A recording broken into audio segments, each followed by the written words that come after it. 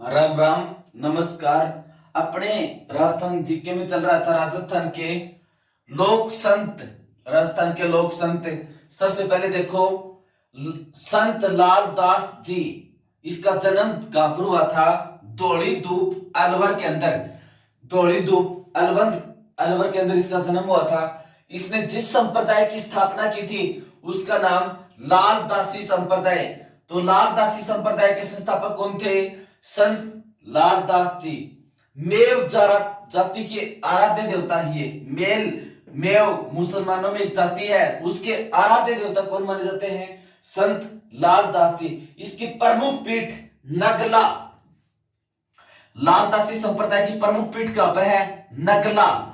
और नगला है कहां पर? भरतपुर के अंदर है। लाल दासी संप्रदाय की प्रमुख पीठ नगला, भरतपुर में। लाल दासी संप्रदाय में दीक्षा, यानी इसमें दीक्षा किस प्रकार से दी जाती है, यानी शिष्य को लाल दासी संप्रदाय का अनुयायी किस प्रकार से माना जाता है? इसमें शिष्य को गधे के ऊपर उल्टा बैठा के ऊपर और उसके सिर के ऊपर कालिक पोत दी जाती है और गांव की गलियों में घुमाया जाता है।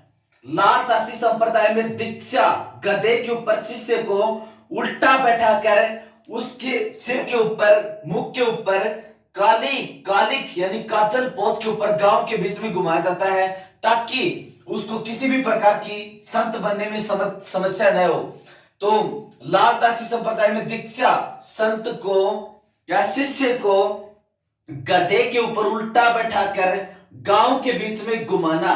तो किस संप्रदाय में दीक्षा किस प्रकार से दी जाती है कि शिष्य को गधे के ऊपर उल्टा बैठा करके गांव में घुमाया जाता है? वो कौन सा है? लाल दासी संप्रदाय। इसकी लाल दास जी की वाणी क्या कहलाती है? लाल दास की चेतावनियां। लाल दास जी की वाणी क्या कहलाती है? लाल दास की चेतावनियां। ठीक है। अब देखो, इसके बाद में अगला संत चरण दास जी। सबसे पहले इसका जन्म कहां पर हुआ था?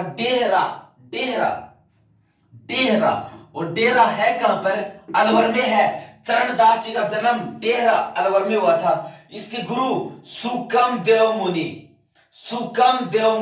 इसकी समाधि कहां पर हुई थी? दिल्ली में।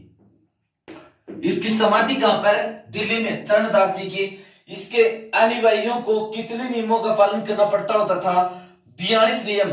जो चरण दास जी के अनुयायी कितने नियमों का पालन करते थे? 42 किया। ठीक है। नादिर शाह ने भारत के अंदर आक्रमण किया था 1739 में। प्रश्न यहां पर क्या बनता है? राजस्थान का वह लोक संत जिसने नादिर शाह के आक्रमण की भविष्यवाणी करती थी, कौन सा था? चरण दास। और भविष्यवाणी कर दी थी 1739 में इसने भारत के ऊपर आक्रमण किया था। ठीक है। अब देखो, इसकी चरण दास की शिष्या दयाबाई सैजोबाई किसकी शिष्या थी? चरण दास जी की शिष्या थी। ठीक है। अब देखो, संत मावजी, इसका जन्म कहां पर हुआ था? सांबला गांव। यह पड़ता कहां पर है? डूंगरपुर में। सांबला गांव डूंगरपुर में इसका जन्म हुआ था। इसने जिस संप्रदाय की स्थापना की थी उसका नाम निष्कलंक संप्रदाय। तो राजस्थान के अंदर निष्कलंक संप्रदाय के संस्थापक कौन माने जाते हैं? संत मावजी। ठीक है। इसकी वाणी या चोपड़ा, इसकी वाणी क्या कहलाती है? चोपड़ा।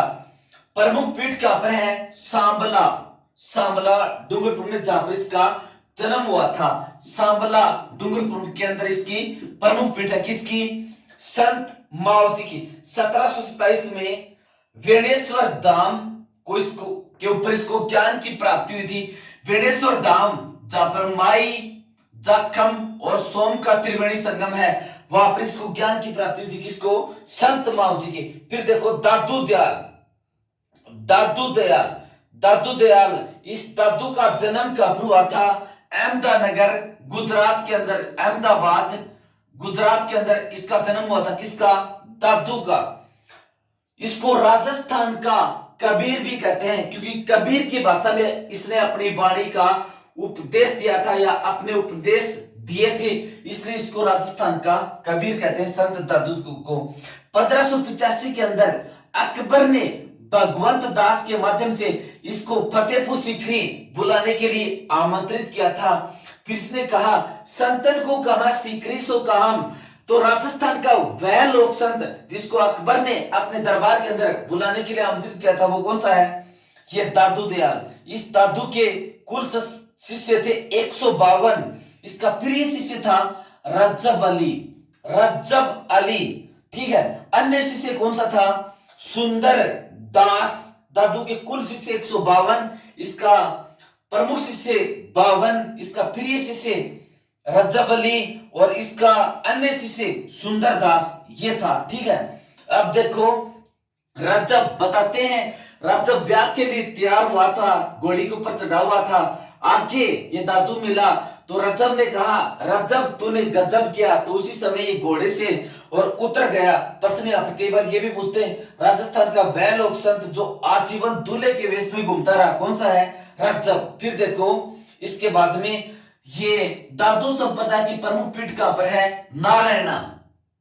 नारायणा जो पड़ता कहां पर है? जयपुर के अंदर पड़ता है, इसकी प्रमुख पीठ है। अब परब्रह्म या दादू पंथ जिसकी स्थापना 1574 के अंदर की थी, जिसको खालसा भी कहते हैं, ठीक है। इस राजू के रज्जब के गुरु कौन थे? बुड्ढन जी। रज्जू के गुरु कौन थे? बुड्ढन जी, जो कबीर के शिष्य माने जाते हैं, ठीक है। फिर देखो रज्जब ने जनता को अपने उपदेश और किस भाषा में दिए? सदुकड़ी भाषा में। और कबीर की भाषा भी सदुकड़ी थी, इसलिए इसको राजस्थान का कबीर कहते हैं, दादू को, ठीक है। दादू संप्रदाय की प्रमुख पीठ कहां पर है? नारायणा, जयपुर के अंदर। फिर देखो रामसनेही संप्रदाय, इसके संस्थापक कौन थे? संत रामचरण जी। इसके गुरु कौन थे? कृपाराम। कृपाराम रामचरण जी। रामसनेही संप्रदाय के संस्थापक कौन थे? रामचरण जी। इसके गुरु कौन थे? कृपाराम। फूलडोल उत्सव और किस संप्रदाय में मनाया जाता है? रामसनेही संप्रदाय के अंदर। इसकी कुल पीठ कितनी है? 4। सापुरा, जिसकी स्थापना किसने की थी? रामचरण जी ने की थी, ठीक है। इसके बाद में खेड़ाप्पा जो जोधपुर के अंदर है, इसकी स्थापना किसने की थी? रामदास ने की थी। सिंथल जो बीकानेर में है, इसकी स्थापना किसने की थी? हरिरामदास ने की थी। फिर देखो रामसनेही संप्रदाय द्वारा प्रार्थना स्थल, यह राम द्वारा क्या है? रामसनेही संप्रदाय के लोग जहां पर प्रार्थना करते हैं वो क्या कहलाता है? राम द्वारा। इस संप्रदाय के द्वारा फूल डोल उत्सव मनाया जाता है। तो फूल डोल उत्सव किस संप्रदाय के द्वारा मनाया जाता है? रामसनेही संप्रदाय के द्वारा मनाया जाता है, ठीक है। फिर देखो राजस्थान के अंदर वल्लभ संप्रदाय, इसके संस्थापक कौन थे? वल्लभाचार्य। इसके संस्थापक माने जाते हैं वल्लभाचार्य, ठीक है। इसकी प्रमुख पीठ कहां पर है? नाथ द्वारा राजसमंद के अंदर। इस वल्लभ संप्रदाय की प्रमुख विशेषता क्या है? ये कृष्ण के बाल रूप की पूजा करते हैं, कृष्ण के बचपन की पूजा करते हैं। तो कृष्ण के बाल रूप की पूजा राजस्थान के अंदर कौन सा संप्रदाय करता है? तो वल्लभ संप्रदाय, ठीक है। अब देखो पुष्टि मार्ग शुद्ध द्वैतवाद का प्रतिपादन किया था, यह भी किसने? वल्लभाचार्य। पुष्टि मार्ग या इसके बाद में शुद्ध द्वैतवाद, इसका प्रतिपादन भी किसने किया था? इसका प्रतिपादन भी वल्लभाचार्य ने। इसके बाद में निम्बार्क संप्रदाय, इसका संस्थापक कौन था? निम्बार्काचार्य। और निम्बार्क संप्रदाय इसको अंश संप्रदाय या संक्रांतिक संप्रदाय भी कहते हैं। निम्बार्क संप्रदाय, इसका संस्थापक निम्बार्काचार्य, इसको हंस संप्रदाय या संक्रांतिक संप्रदाय भी कहते हैं। इसकी प्रमुख पीठ कहां पर है? राजस्थान के अंदर सलेमाबाद जो है कहां पर? अजमेर के अंदर है, रूपनगढ़ नदी के ऊपर है, ठीक है। निम्बार्क संप्रदाय।